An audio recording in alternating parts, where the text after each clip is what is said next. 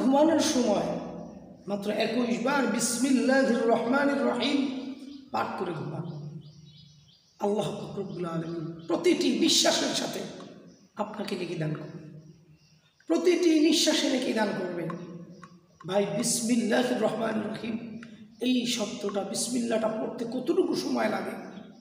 অল্প সময়ের জন্য বিসমিল্লাহির রহমানির রহিম পড়ুন না, 21 বার আমল করুন।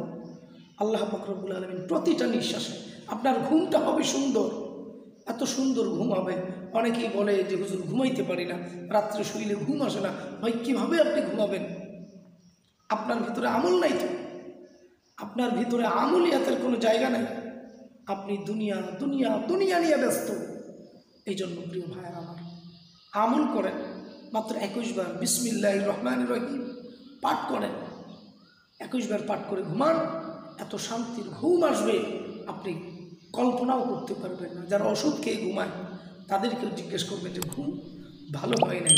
কিন্তু যদি কোনো আল্লাহর বান্দা 21 বার বিসমিল্লাহির রহমানির রহিম পাঠ করে ঘুমায়, গ্যারান্টি দিয়ে বলতে পারি আল্লাহ পাক রব্বুল আলামিন তার প্রতিটি নিঃশ্বাসে নেকি দান করবেন, প্রতিটি নিঃশ্বাসে নেকি দান করবেন এবং কত সুন্দর ঘুম হবে।